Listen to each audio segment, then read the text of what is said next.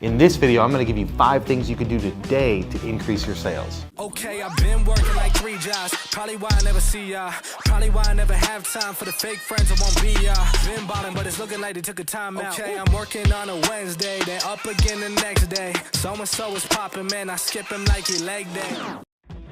So if you're in B2B, B2C, whether you work for somebody, whether you own your own business, that does not matter. These tips are gonna help anybody, whether you're a team of 100 or a team of 2 or solo. These are things that you can start doing today to increase your sales. So the first point, you have to be active on social. So you've got some sort of social profile, whether it's LinkedIn, Facebook, Instagram. Do not focus on Twitter because nobody cares about anything going on Twitter unless it's politics. You need to create a post today. And the reason why you need to do this is because we're gonna start talking about muscle memory and getting repetitive with things, but write a post today. Write it right now when you're watching this, whether it's at night or early in the morning. Write a post on LinkedIn, Facebook, or Instagram. If you don't know exactly what to write, just write anything. You're trying to get your brand out there and you're trying to create this muscle memory and repetition. Talk about the platform, talk about how you're doing something cool at your company, talk about something you can offer. Just write anything on any social platform. If you write a long form post and you're going written and that's what you're more comfortable with, then try and not make it just be a one-liner. Try and take up the space, whether it's 1,000 characters or 1,200. You wanna do a long form post. Try and use hashtags if you know how to do that. If you don't worry about it. This is just a starting point. Write something.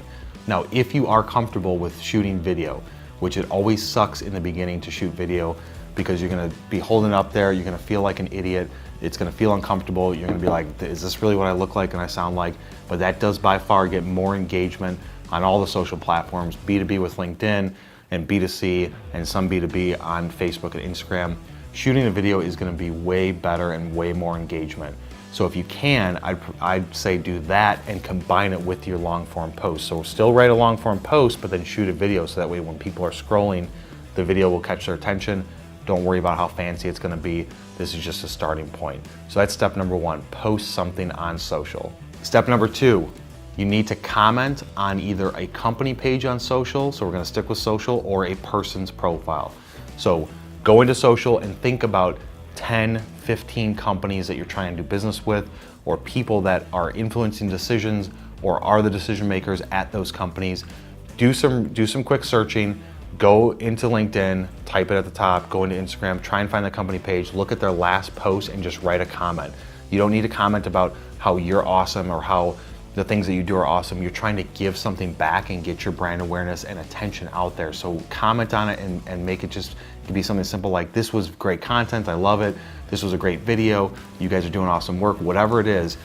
If it's a company page, you're just gonna wanna play to the brand to get noticed. Now, hopefully, and this is usually what happens, a lot of company brands don't get a ton of engagement on some of the B2B platforms like LinkedIn, so your comment might be the only one. But you wanna go and take 10, 15, 20, or if you know 40 companies you're trying to do business with, go in, search them, write a comment on their last post. Then if you know people at those companies, or if you know that you're looking for this type of person at those companies, do a quick search, find the company, find the person. If you're on LinkedIn, it's gonna be much easier because you can just click and see the employees at, but just go into that person's profile, influencer or decision maker, and just write a comment or hit a like or a share on their last post, because definitely at a personal level, they are not gonna be getting a ton of engagement. So second point is you want to comment, engage, do something on a company's page post or a person's profile that is an influencer to get your brand awareness out there. Now the third thing is you're gonna want to look at who have you or your company, if you're new to the company, who have you guys quoted to, what opportunities were out there, whether it's 2 months ago, 6 months ago, 2 years ago. Circle back on all relevant opportunities. Anything from the past, you want to, you've already done the work, your company's already done the work to get the attention of this potential customer. You sent a proposal, for whatever reason it didn't work out.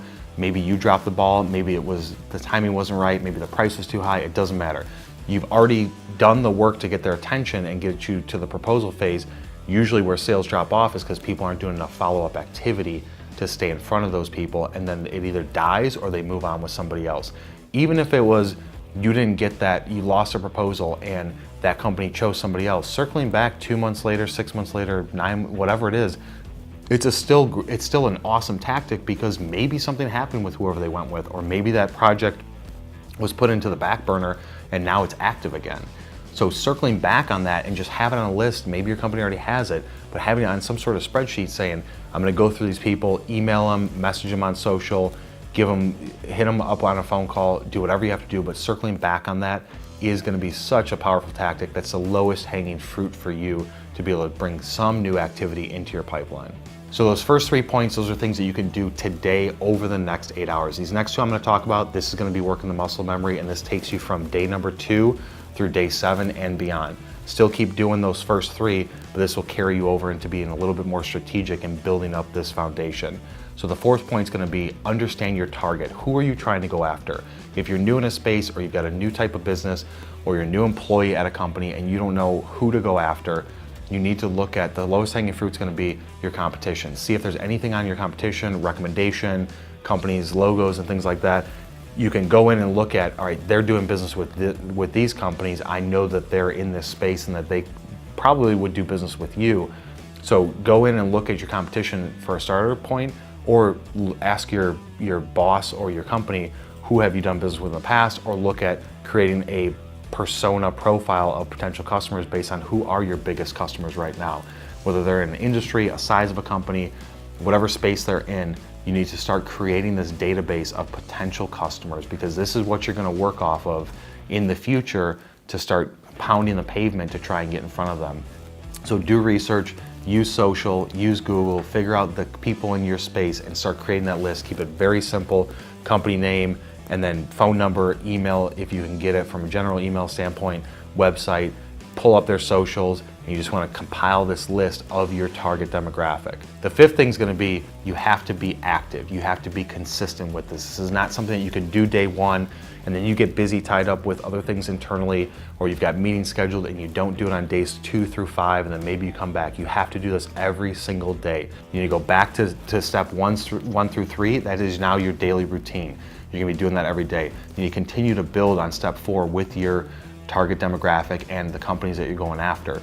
You have to do this from a execute, rinse, and repeat standpoint.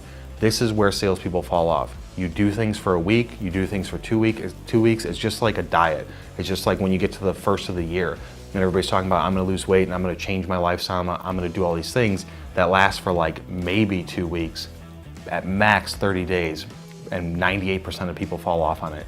The difference between whether or not you're going to be successful and grow your sales is going to be this last 5th step of being consistent.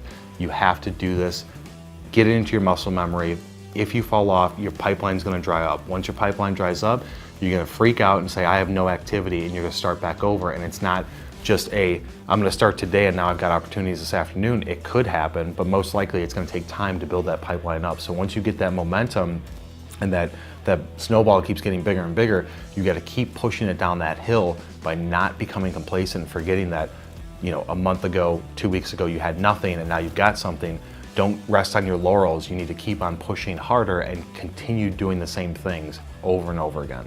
One last bonus point is, if you work for a company that has a marketing department, I want you to reach out to anybody at that marketing department, whether they're a coordinator, a manager, anything. Introduce yourself, shoot them a message and say, hey, do you guys have any marketing content, any material, brochures? Get copies of that from a digital standpoint.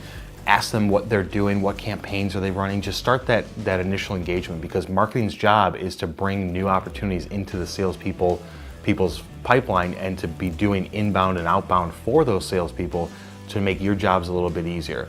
So reach out to anybody in there and start creating that personal relationship. Don't worry about looking like an idiot if you're reaching out to a manager and you've got a team of 100 people. The marketing department, typically, them and sales don't typically jive together. And we did a whole video on that, with who's more important, sales versus marketing. Reach out to that manager of marketing if you're at a big company. They're gonna appreciate your at least level of engagement and interest, and maybe they'll give you some heads up on some things that they're doing, or you can ask them, hey, what do you guys got going on? Can I siphon something off of that? Can I get some of that content? Can you send me some videos directly so I can post these on social, so I can send them out to customers, or links or anything like that? You want to merge those two. Now, if you're a smaller company, you don't have a marketing department, then you are your own marketing department. So think about that from a standpoint of it's your personal brand, it's your business brand, it's you as a salesperson. You need to create content, you need to post on social, ask for any sort of brochures, go to your website, figure out what pages look good, what pages you can send people to, and just start building up that database of basically digital collateral that you can then send out to people. So joining those two together is a powerful tactic that'll definitely help you out down the road. If you guys got value out of that content, hit that like button. If you have questions about it, leave them in the comments below, and we will see you on the next one. The way to Nick's saying